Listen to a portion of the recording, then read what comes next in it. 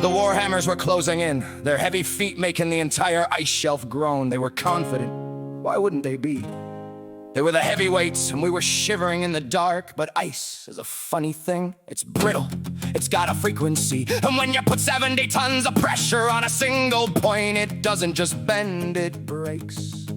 I sat there in my boxers, skin sticking to the pilot's chair, and gave the order that turned a frozen sea into a giant trapdoor. The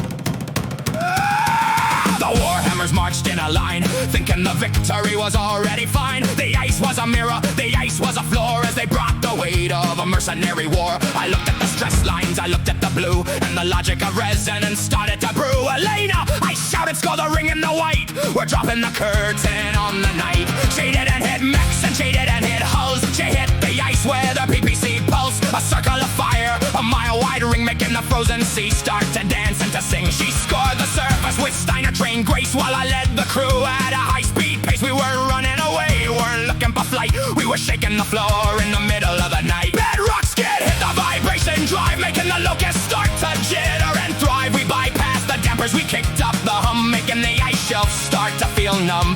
The resonance hit and the frequency sang as the entire sea gave a thunderous clang. The Warhammers paused, they felt the ground sway as the logic of the machine started to play. Oh, it's the Ice-Shatter strategy, the cold and the deep, a secret that the ocean is happy to keep. Where the bolt and the hammer, where the grit and the rust, turning a frozen sea into a handful of dust. Where the brain and the muscle, the ace and the spark, lighting a fire in the middle of the dark. The ring gave way with a roar and a crack. There was no moving forward, there was no moving back. The heavies were caught in the air with a pilot who realized the end was right there. The ice didn't break, it just fell out from under in a 10-mile drop and a mechanical thunder. One by one the giants went down, the biggest damn splash in a frozen ice town. We stood on the edge of the jagged ice shelf while I was trying to cover my half-naked self. The ledge was safe, the mission was won, with a firing a shot at him in the heat of the sun. Elena walked up, her marauder still bright, looking at the hole in the middle of night. Mike, she said with a look in her eye, you look pretty good for a man about to die.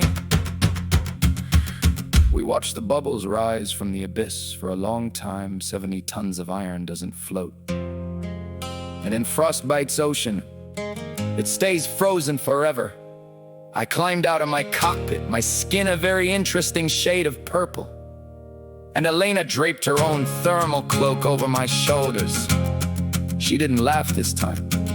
She just looked at the ledger in my hand and then at the hole in the sea. She said, Starner, you're a genius, but please, for the love of the Warrens, find a suit that doesn't try to cook you. We got the payout, we got the respect, but mostly, we got the hell off that planet! We left Frostbite behind and headed for the Starner line. We were high on the list now, finally getting the priority calls. But the next one was the big one.